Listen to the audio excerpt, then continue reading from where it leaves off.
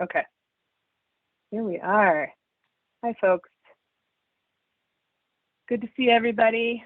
School year's wrapping up, and there's a lot going on, and we have new people coming on board, which is great. We have, it feels like a lot of things. The system is starting to move, and I feel like we're starting to build a little momentum, which is exciting. So I thought we could go around and introduce ourselves again. We have some folks who are a little bit newer. So I'll introduce myself, Mariana Donnelly, at the Department of Mental Health, and I am coordinating the Project Aware grant. I do school mental health, so also coordinate Success Beyond 6. But now we have somebody here who's dedicated full-time to coordinating Project Aware at DMH. So Christelle, I'll let you introduce yourself. Thank you. Hi, everyone. My name is Christelle, and I'm the new Project Aware grant administrator. So I will be working closely with Mariana on this grant. Thanks, Christelle. I will send out an email with introducing Christelle and her information so you all can contact her. And she just started yesterday, so be gentle. And we're super excited to have her here, though. This is going to be really great. So Tracy, why don't you jump in? Yes, good morning, everyone. Tracy Watterson, Vermont Agency of Education. I am the Assistant Director for the Student Support Services Division and the Program Manager for Vermont Multi-Tiered System of Supports. Many of our teammates are on board.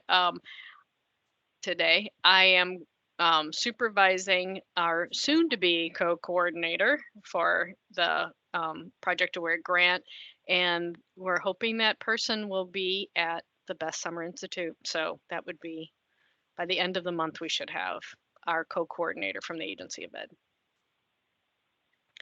And Yay. maybe, can I just pass it on through the team then? Okay. Yep. Good. Michelle Hartje. Hello, I'm Michelle Hartje. I work on the VT-MTSS team that Tracy just introduced. I am the Education Programs Coordinator for School Climate.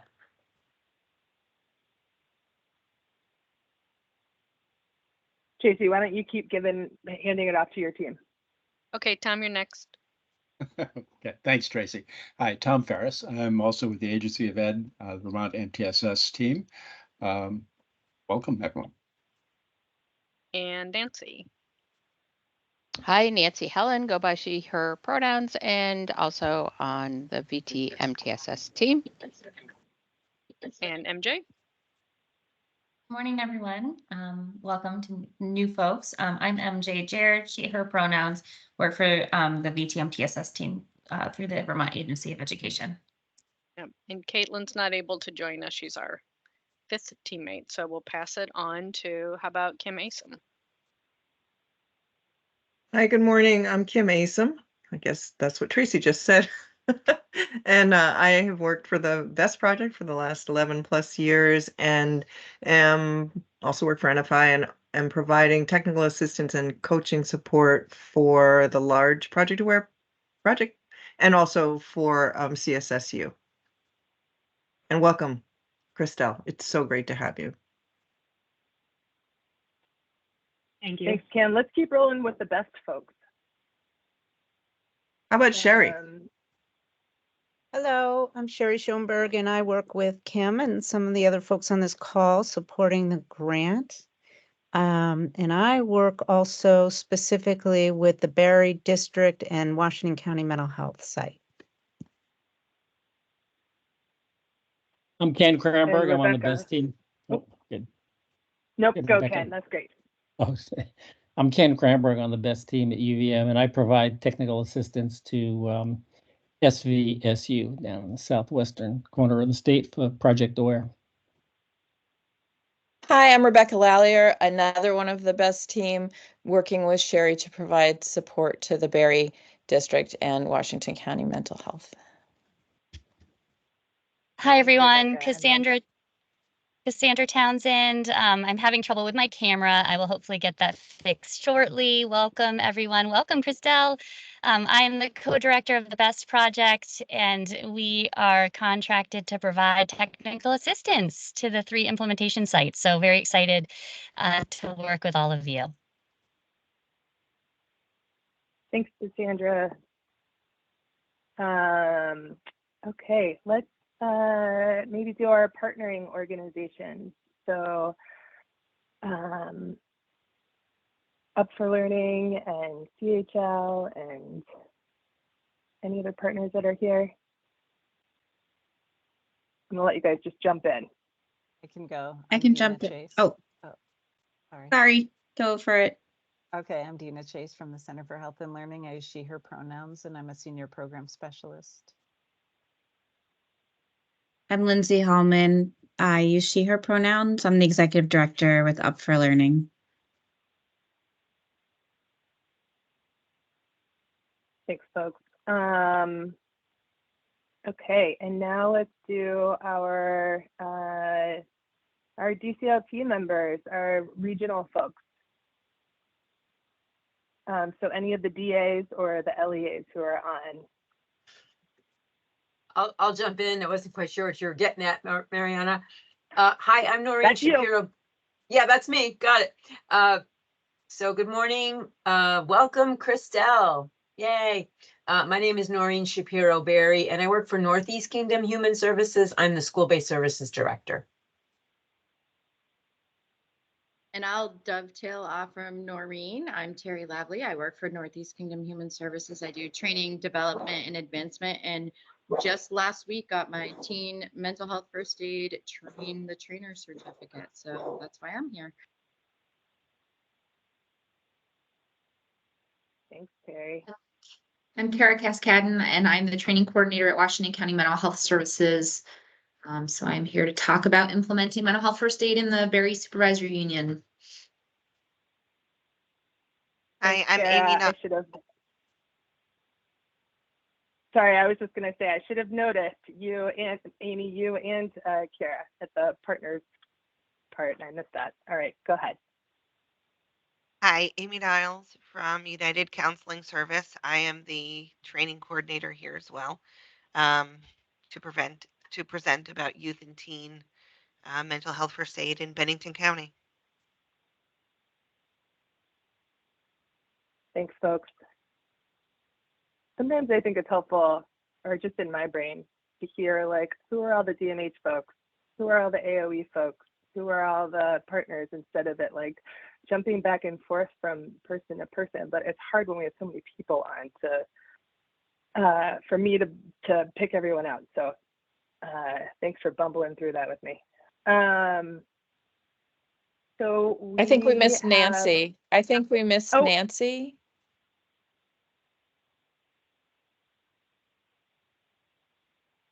Nancy Helen, you introduced yourself, right? Thanks, Rebecca. I want to make sure we don't miss anyone. So if anybody didn't get to speak, please interrupt me. But we have our folks who are working with Vermont Care Partners here who are going to present on mental health first aid and teen mental health first aid that we are offering through this grant. It's a little confusing because these folks are not necessarily Vermont Care Partners employees. We are training folks all across the state, often in the mental health agencies or our designated agencies or DAs. So, so even though Amy is at UCS, it is not necessarily through this. She's not the coordinator during Project Aware. She's here with the mental health first aid and the teen mental health first aid hat on. So I just want to try to make that distinct for folks because it's a little confusing. So yeah, I think I'll pass it over to you all to give a little presentation, and then we can do some Q&A after for anybody who has questions about the grant, who has questions about mental health first aid, and or, you know, since we have other partners and folks here, let's let's just all take turns and get some information.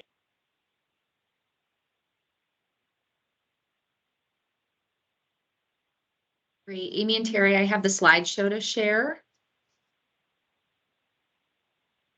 Hopefully.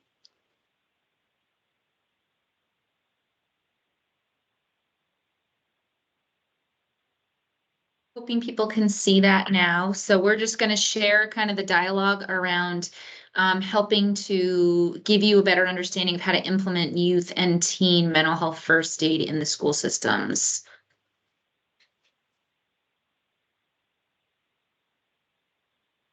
So one of our courses that we have is the Youth Mental Health First Aid. This is really geared towards any adults in the school. So it could be, any of the educators, any employee. It could be folks that do your cleaning, lunch folks, anybody in your school that works with youth could really benefit from this course. Youth Mental Health First Aid is really introducing the common mental health challenges that you may see youth in the schools experiencing, while comparing that to what typical adolescent development is versus what might be something somebody's struggling with. We also teach a 5-step action plan on how to help young people in both crisis and non-crisis situations. And this course will give them opportunities to look at scenarios, practice using the things that we've talked about, using their action plan. And by the end of the course, staff should, feel a little more comfortable or have scripts to be able to use to help talk to youth that they notice are struggling. For implementing youth mental health first aid, we have 2 options. We have what's called a blended course, which has an online component where the participants could spend some time on their own doing some online learning, and then they would come and attend a 5-hour course with live trainers. We also have an all in-person training where everything would be taught in that course, in that room by trainers. The live portion, again, can also either be in person or virtual. So if you chose to do the blended course and you wanted to blend multiple schools, we could have virtual learning as well with the instructors. Generally, our groups can be about 8 to 30 participants. And if we had more than 30 participants in a class, we would make 2 classes for you. I don't know if either of you ladies have anything to add to the youth portion. No, I think you did a good description. I guess what I would just add is that typically we're able to roll this out during in-service days. We can also break up the in-person portion to 2 halves. So rather than 5 hours, we could do 2, halves of it, 2.5 hours, and we can either do it in person in your building, or we can do it over Zoom virtually if that works better. So I know that with school contracts, it can be tricky sometimes to make the time available for teachers. So we can be flexible about how we roll that out.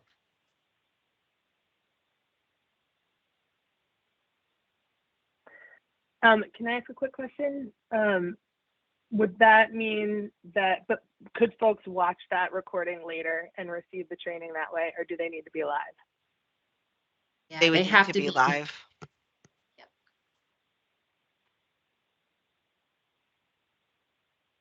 Thanks so much.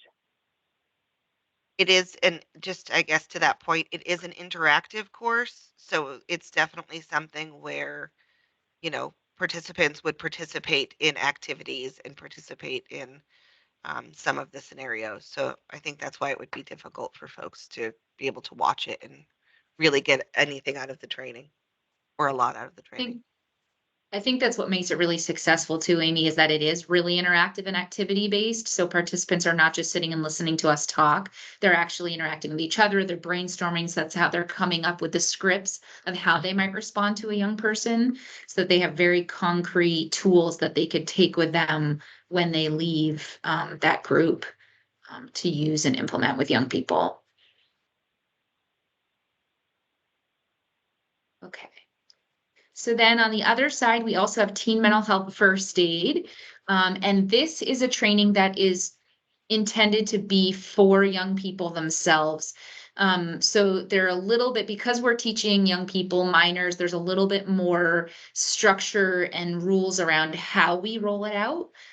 But basically, as far as the curriculum goes, we talk to young people about early signs and symptoms of mental health struggles. We reassure them that they're not going to be expected to diagnose what's going on with their friends.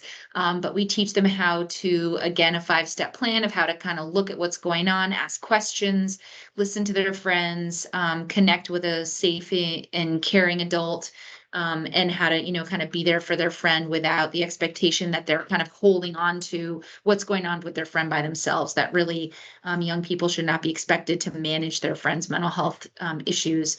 So with this one, as far as the rollout, in a perfect world, Mental Health First Aid prefers National Council that we instruct an entire grade level kind of at a time. And when I say at a time, that doesn't mean all in one day or in 1 week, but that we focus on one specific grade level in a school and try to, over a period of time, get them all trained. A couple of the things that we do have to make that happen, there's some prerequisites. At least 10% of the staff in the school have to have been trained on youth mental health first aid first, so that they have a common language and an understanding of what mental health is all about. And also to be able to offer some response and support if a young person comes to them. We are only allowed to teach ages 15 and older and grades 10 through 12. So it's not meant to be used with 9th graders. Typically what I've heard to be really successful in schools is that if there is like a 10th grade course or 11th grade class that's required for all of those, the kids in that grade, that instructors come in for 3 sessions or 6 sessions during that class over the course of a week or 2 weeks and implement it then. The curriculum is set up to be offered in either 3 90-minute sessions or 6 45-minute sessions. And again, we can either come into the school to do it or we can do it on Zoom. I always prefer in person. I just feel like adults and young people get more out of it, but we also want to be flexible to make it most usable for all of the schools. So when we talk about our school systems implementing teen mental health first aid, we're really only talking about the high schools. And again, we can have groups of usually 30 or less. Some of the schools I've worked with, like Harwood, said that having 30 together would be too big of a class. So I think we had like a max of 20 or 22 kids the last time that we were there. We could roll it out either, again, all at once potentially, or do, each semester a couple of the groups of 10th or 11th or 12th graders, and then come back the next semester and do the rest. But ideally, the whole grade level would be getting the curriculum within a school year. Anything I missed that other, Amy or Terry want to add in about teen?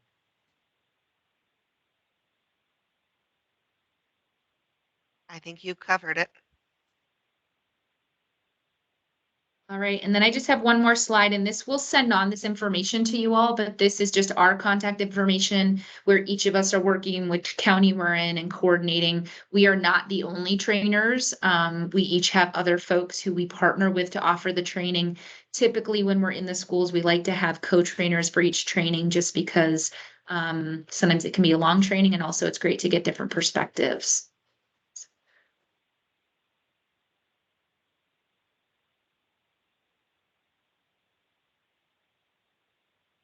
I see a question that popped up in the chat, and I see Sherry's hand. So first I'll read Kim's, and then Sherry, you can jump in.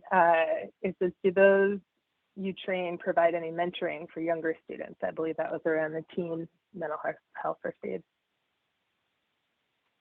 Provide any mentoring for the younger students. I guess I would ask for clarification of what that means. So, sorry, that wasn't clear. Yeah, sure. Thank you for that information, Kara. I was just wondering, so you don't train freshmen, and I didn't know if there was any expectation for the cohort that you train with the goal of having the whole class train the whole 10th grade, 11th grade, and or 12th grade. Is there any kind of intentional relationship development between them being trained and the younger students who aren't trained, any type of mentoring? Or is it just expected that they know the process and the steps, that they know the adults to whom to go to if they have a concern? And that's the extent to the expectation based on their training, the youth training. Does that help? Yeah. Yes, thank you for clarifying. So there's no mentoring piece about, hey, you're taking this now, help the younger kids. It's really more about helping, the folks who take it, the teenagers, think about other friends close in their lives and recognizing when their friends might be struggling and how to start a conversation. So it's not like they're handed a responsibility of now you're in charge of taking care of everyone in the school. It's really just about giving them some decision-making skills and scripts around supporting the folks close in their lives. And then, ideally, Kim, once we're doing this in a school, every year we're training the new 10th graders. So eventually, in a perfect world, the school, everybody's eventually getting it. So, then there is that common language. And meanwhile, hopefully you have the staff all trained in youth mental health first aid. So they're also offering intervention and support to those 9th graders. I see another question. How is the age or grade discrepancy addressed? Basically, we're not allowed to train folks who are under the age of 15. If that changes, we'll let you know, but we would say that they would not be qualified to be in that specific class. That was my question. Can you tell me the why behind the age category? Like who's saying that that's the cutoff? National Council is the one who oversees mental health first aid, and they've made those decisions. They have certainly heard pushback from instructors. I don't know if Terry or Amy have any more information. I don't remember that being specifically addressed when I took the instructor training. And I think part of it is about the maturity level for folks to feel comfortable. But Terry or Amy, feel free to.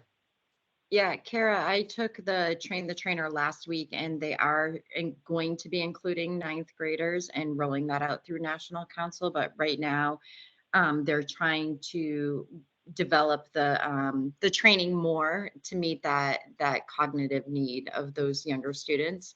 So we've been asked to stick to the older kids for right now, but we will be able to roll it out to freshmen in the very, very near future. But that has not rolled out yet. Okay. I am concerned about it being inequitable. And I realize you have national standards. So as much as we can influence that, it's even less about a grade and about the students who make up that grade and whatever age they are. So, you could potentially have 1 or 2 students who are younger than most kids in their grade, and everyone's being trained in this but them. And that's. Yeah. I mean, that the in other itself option could affect your mental health. So, I mean, one strategy would be to then focus more on the older kids. So do all the seniors and get the seniors trained first. So then you're definitely going to have everybody falling in the correct age range. Again, it can be 10th, 11th, or 12th graders. We can do more than one grade too. Is it could be all 11th and 12th graders get it. But that might be one thing to bide some time, maybe, Tracy, until they roll it out to the younger kids. Thanks for that. Sherry, you want to jump in with your question? Yeah, thanks. I really think I heard this, but I just want to check. This happens in schools with the adults first, correct? Okay, so in order to do teen mental health first aid, you have to have youth mental health first aid with a cadre of adults. Yeah, 10% of 10% of staff need to be trained prior to doing. Sorry about that. I wasn't hearing. No, so I think this is a good opportunity as where. Oh, she went frozen, I think. I have a part 2 to my question, just so you know. Okay. Yeah, so it's a good time that we can start planning our in-services for the fall of how can we do youth in the fall and then get ready to roll out teen maybe in a health class or like how does that look for the different school systems. So right. I think this is a great time to start planning that to roll it out in the fall. Wonderful. So I have a part 2 question. Are there things that you can do as trainers to support the schools in sort of next steps beyond the training, like ways that the youth who are trained or the adults who are trained can identify themselves to others and create sort of some, sort of peer networking around what they've learned and what they're worried about? Like, is there a follow-up opportunity? I went to this conference once and there was a session where they were training youth and teen mental health first aid, and anyone that got trained wore like a cool wristband. So like these are people that know a little bit about, mental health worries. And so that, they did this whole cultural thing around accepting these people as support or knowledgeable people. Does that happen? Can that happen?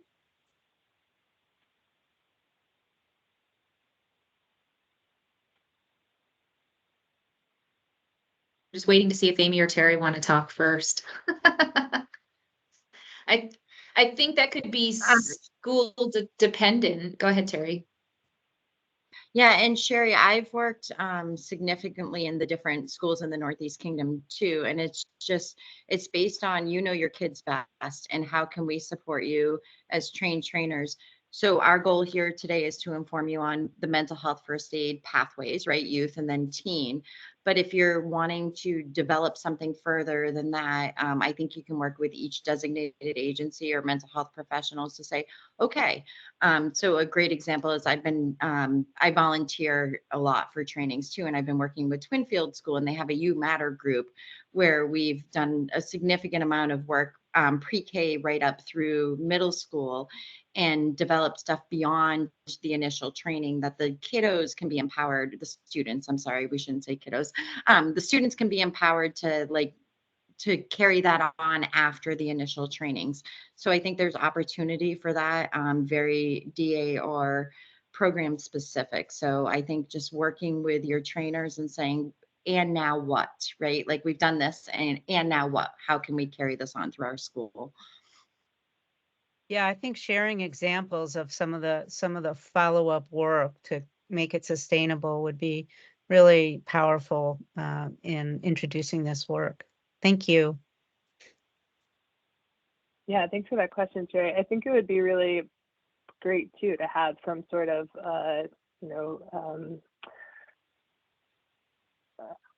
plaque or something. That's too formal a word, but like a printout that like a badge that I took this training, or I am youth mental health first aid informed, and so just a way for them to put it up and let folks know that that this is an adult you can come to who has some information. Somebody is sharing their screen, Yeah. so they know. Is that you, Kim? No, but I see Hannah Oh. on there. But looks like to Noreen. Noreen, are you sharing your screen? Kim, do you have a question?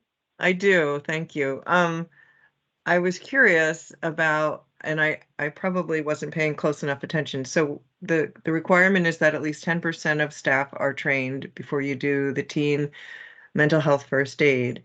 And are those 10% train the trainers is one part of the question. And the other part is, I'm just so cognizant, as are all of you, about the really fast attrition rate of people in schools. Is there a way that you as an organization try to manage that or track that capacity, if that still exists at 10%? Do you do refreshers? That's kind of like, I'm kind of wondering if it's a train the trainer model for the schools, because then they can perpetuate the learning as new staff come on. That's a great question, Kim. So if schools themselves want to have trainers, they would have to pay for the staff to go through the same process that we went through. So when we're instructing, we're not training people to train it. As far as tracking the numbers, I don't track it. It's, we make sure that we're meeting the requirements to start the training. I would say that's kind of up to the school. Ideally, again, I mean, if you have a faculty of 60 staff, it's only 6 people to get 10%. So if we can get 20 people in the room, then even if you lose a couple people, you're usually in good shape. And again, if we were offering the youth mental health first aid, yearly to new staff oncoming who haven't taken it yet, certification lasts 3 years. But if if we were offering refreshers or new classes for those new staff coming in every year, I have not heard that to be a problem, because 10% is such a small group of people in most schools that most schools are getting way more people than that trained. Yeah, and with that, Kara, I think the goal, we want to get mental health first aiders trained. So we want the safe adults to be trained so they're aware of what the students are receiving before we train the students. The trainings are a bit different for youth and teen. With youth, there's the algae and all of that. We don't really do that in teen. So it's just having those identified staff aware that the students are going through this training so they can support the students when they're identifying their peers that might be struggling and go through the process. I just wanted to say too that the Project Aware grant is working on this youth mental health first aid and teen mental health first aid, but so is the Garrett Lee Smith grant, which is held by the Vermont Department of Health. And so they are also funding this work and working.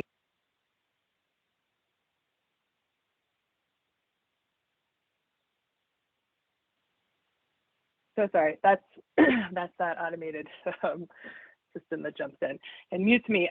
They are also working with Vermont Care Partners to figure out how to get more robust in our tracking system so that we can pay attention to how many trainers we have in what area for both youth and for teen, because those are two separate trainings. They're two separate train the trainer that you would have to take. So we're trying to track that and to track where which schools and communities have been trained and how many folks. So it's a work in progress happening between both of these grants, and probably more that I don't even know about. Sherry, you have a question? Yes, and I know I'm meeting my quota of question asking. But was there a family component, like a family mental health first aid program at one time?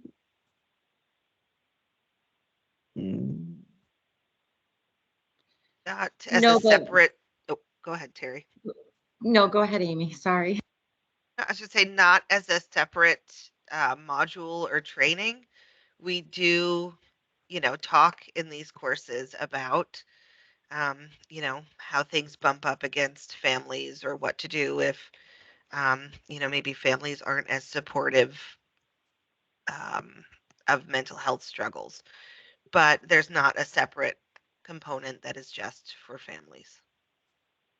Oh, okay. Thank you very much. Just, it seems like that would be also a tremendous benefit for families to get some of the knowledge and skills about mental health concerns. So I think, Sherry, maybe what answers your question is we offer youth mental health first aid to the community also. It's not just schools. So parents, I have done groups where parents take the same course that the teachers are taking. So we offer it to basically any adult in the community who might have interactions with kids in whatever way. So maybe that's what you're thinking of, is it could be for parents also if, a school system wanted to work with the trainers to host it for other folks.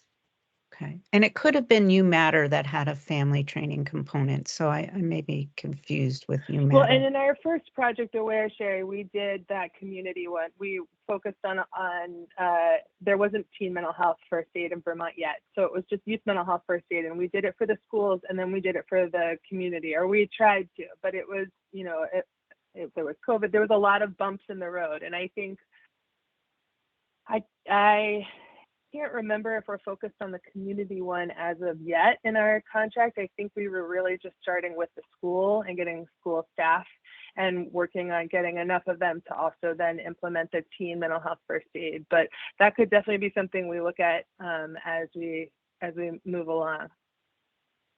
Thank you. Tracy. I am curious how the trainings address cultural differences regarding mental health.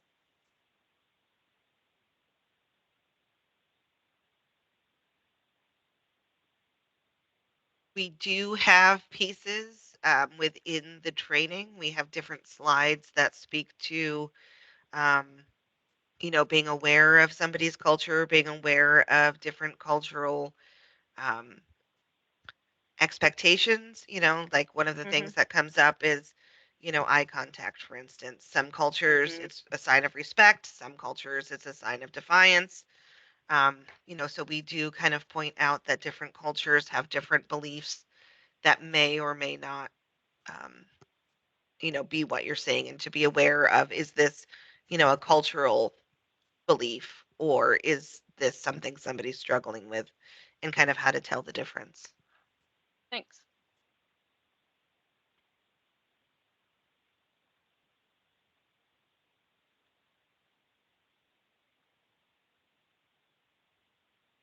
These are great questions. Thank you guys so much for presenting on this. If folks have more questions around mental health first aid, either the teen or the youth, feel free to jump in, but also I just wanted to invite folks to ask any questions that you have around the grant. We have all of our best folks here around TA. We have DHL and Up for Learning and all kinds of resources right here at your fingertips. So feel free to jump in.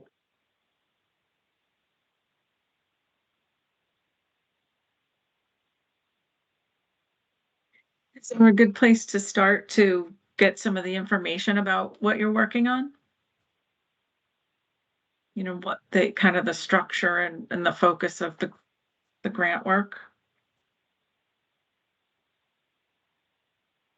Sorry, Michelle, my earbuds kicked out. Can you say that again? Oh, sure. I just said, is there a good place to start to look at sort of what you're focused on for this part of the grant and the priorities? Just some background information. Where would I find that? Yeah, I can send you probably more information than you want. We have PowerPoints, we have previous office hours recordings that I can point you to, and to give you sort of the overview of the grant. And yeah, then I can help you with that, Michelle. Project goals. But were you asking like Project Aware general or youth mental health and teen mental health? I have some experience with the training, so I have some knowledge, but I was just basically asking about the Project Aware grant that we're working on right now. Okay, I can follow you up on. Sounds good. Thanks. Sure. We also, that's a good reminder, Michelle, for me to mention that we have this SharePoint site that we are really trying to fill out and make robust for folks before we get everybody invited into it. But it will be a site where that is dedicated to Project Aware, and we want to make sure that we have as much information in there as possible.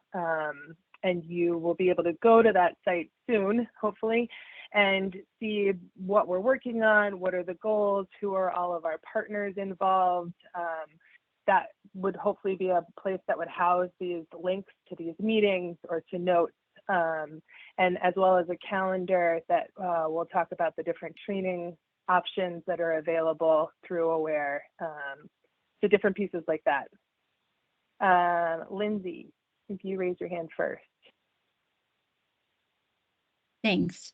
Yeah, I had a question just around, I've emailed folks too, and thank you for getting back to me. It's just more about coordination. For us as an organization, our work is much,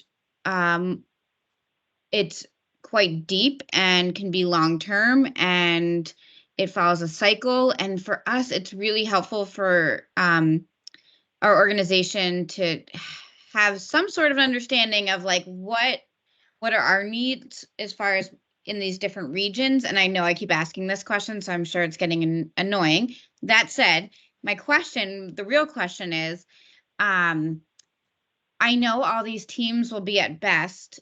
I'm not going to be at best, but I'm wondering if there is a day that Up for Learning could come and meet with each of the teams, like if there's one day that we could come, because our work is pre-K-12, there's a youth and family engagement component to it. There's projects that could happen at the elementary, middle schools, and high schools, or in a K-12 school. So for us, we want to be able to make sure that we have the capacity to actually fulfill what the needs are of these different regions. And I'd love to be able to share and answer questions with these different partners. And so I just wondered if that's a way to coordinate, is like, can come to one day and meet with each of the teams and really talk through what their needs assessment has really brought up for them as far as goals and objectives, and how we might fulfill some of those. Yeah, Lindsay, I think you had asked me that question too, and I emailed you back. We have talked about having Cassandra, do you want to chime in on that? I'm sorry. Yes, do you mind? Okay. I'm so excited. No. Go My ahead. hand was second. No, I just wanted to connect the dots because all of these questions are so timely and so pertinent in the work that we're doing. So I want to quickly try to connect the dots because we have so many new people on the line today. Just going back to Michelle. Welcome, Michelle, by the way, as well. Just going back to your question, one of the things that we're doing as part of the BEST project at CDCI University of Vermont as TA providers, we've created a monthly newsletter. So we want to make sure all of you have access to that. It's very informal right now. It's sort of like a living document, and our vision is to use that forum as a way to pull together all of the partners and any sort of up-to-date information that is relevant for everyone. So again, it's sort of drafty right now. We've just did a first draft not too long ago, sent it to the initial DCLT coordinators, and we're going to be sending one out. So we certainly would love to include all of you on that. So the other piece that we did recently do is we created an informational flyer, really wanting to boil down what this grant is. And so we're able to connect the dots, because so much of this work is building bridges between education and mental health, and how are we really intentionally using the same language and building those connections. In addition, we also did a slide deck, which is really for our DCLTs to use and manipulate, change, add your own LEA specific, DA specific information, so that you could take that template and then share it out with other folks. So hopefully those are some resources that will help really connect the dots. And then just going back recently to the question about Lindsay, Summer Institute. Yes, we just had a conversation last Friday, hot off the press, with Mariana and Laurel and Tracy, and thinking about an afternoon, because all of our teams will be there, all of the implementation sites will be there, going to Amy Flamini's strand on integrating mental health and education. And so it's a great opportunity for us to have something in an afternoon that would be an opportunity, whether it's in person or maybe both, depending on travel, where folks and partners can get together, like you said, Lindsay, and think about what are the needs, look at some data, really dive into how the LEAs, DCLTs, DAs can all work together and connect with everyone. So we were thinking possibly just off the cuff on Tuesday, which is June 25th. Not sure if that works for folks, but I'm happy to send a follow-up email. Again, this is really hot off the press thinking, and certainly timely, Lindsay. So glad you mentioned that to us, and would certainly welcome any feedback that you all may have around an in-person or virtual or hybrid opportunity to connect the dots. Would that be an opportunity to meet with each of the three DCLTs, each of the three regions? Like if on June 25th, that way we could be there and really connect with each of them for a certain amount of time. Absolutely.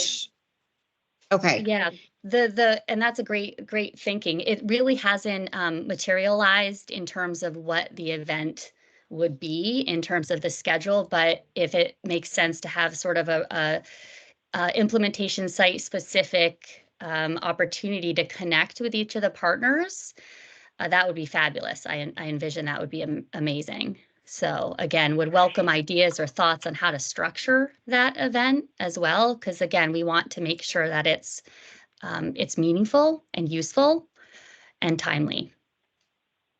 Yeah, and Lindsay, I think that I think Dina had written me from CHL saying, like, wouldn't it be great to get all the partners together and talk about who's coming in when and what the work is that everybody's doing. So I think that's a great idea, and I need to put out an email about that and see when we can get folks together, because I do think this would be a great topic before Best to. We should get an invite out to all the partners to say that this is a day that you could come and present or talk to the different DCLTs about the work, and then we could coordinate together about what that day, how to best use that time. Yeah, I guess it would be great to meet with the partners. That'd be awesome, because I think what is unique about, well, everyone's work is unique, but I was just going to say with the work at UP, it's youth participatory action research, and they're using their data to determine the opportunities for change. And so like the partner organizations are the opportunities for change, right? Like, so through their data analysis, they're going to identify strengths and concerns, and then the work of, CHL and Outright and whomever it might be, those are I feel like those are the things that would connect to their action plans. And so I just think having some sort of coordinated effort would be really helpful for us as an organization. Okay, I am moving that to the top of my priority list. Thank you so much for bringing that up. Cassandra, did you want to jump in again? Or I did. Actually, Noreen. Oh, Noreen, sorry. Go, Noreen. Well, Sorry. It's a little I bit missed of that hand. a little bit of a sandwich comment, but just wanted to say that youth mental health first aid is great. I've participated in it, been trained on it, I think a couple of times actually. And I think it's going to check a lot of boxes for the grant. And there wasn't anything that stood out to me that seemed like it wasn't like culturally diverse, and it seems very inclusive. So I think it's going to work for all of us and our needs. And also just want to say thank you for letting me learn how to share on screen today. So Thanks, Doreen. Just keeping us all on our toes. Yeah. Me too. I'm just going to jump in. Thanks, Noreen, for that. I also just wanted, again, sort of hot off the press, Mariana, as well. When we had met on Friday, we discussed the idea of how to use an additional office hours to help our implementation sites prep for the Summer Institute. And so I'm thinking, Lindsay, when you mentioned some of the data, right, like that could be another opportunity. And so we're considering June 11th as an office hours, same time, same place, to really work with our DCLTs in anticipation of attending the Summer Institute and thinking about, well, what data would be helpful for them to be prepared to either bring or have access to while they're there. It would be wonderful to have, information around, all of the different partners as well, so we can help. So again, just wanted to put that out there as another hot off the press idea. So.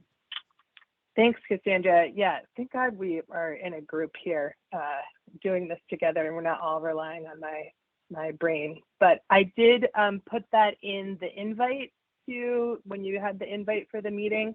I've been trying to keep a list of what the dates are in all of the topic areas, but I think I want to send out a specific email to the GCLTs, or maybe to the TAs to send out to the GCLTs so that they know that this is a particular meeting that might be more pertinent to more of them attending.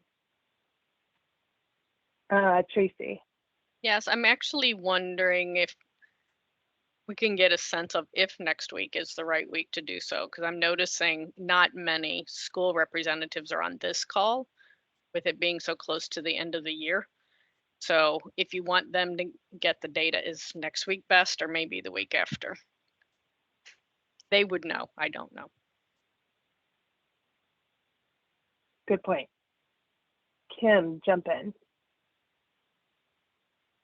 I think I had that same wondering, Tracy, just as we started, that they were conspicuously absent and cognizant of wrapping up the year. And for those who have teams that are going to best to a different strand, there's some readiness steps that are happening. There's just a lot going on. And so Tracy, I don't know, and Marianne, the whole team, I don't know if next Tuesday is any better than the Tuesday after, which is the week before, but like, I don't know, I think this is just a really, really hard time of year. I'm not sure that we can meet that need when they have nothing going on, because I don't think that ever happens. Yeah, I mean, that said, I'm concerned about keeping up the momentum, that this should be a time that people can continue to reserve. And I suggest that we try it, record it, and get the message out another way if we have this kind of attendance. So I would strongly recommend that we keep the date for that reason. Yeah, I think I agree with that too, Sherry. And I think if we put out a specific invite and really try to highlight who should be here for this or who would benefit from hearing it, that could be helpful. And perhaps if I record it and we maybe I can isolate that one recording and put it in some sort of zip file drive. I'm not saying things I don't really understand, and send that out so that I can't do that with all of them, but I could possibly do that with this one, and then it wouldn't be an overwhelming email to the computer system to get. And maybe we could keep some good notes that day. We could have a specific note taker that could really track, and we could send that out too for folks that just wanted a quick bullet list of what to focus on.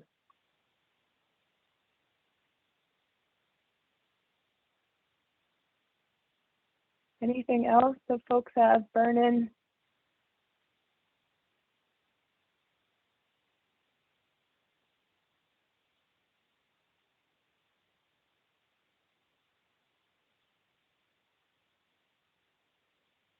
All right. Well, I really appreciate you all carving out the time for this. It's so helpful, even if schools are overwhelmed and not all able to attend. I really think having all of us come together and share information and be on the same page and understanding this, because we can help relay this information to the DAs and the LEAs who aren't able to make it to these, is just huge. So I really appreciate everybody coming, and we will convene next week, same time, same place, and talk about BEST. All right. Thanks, everybody.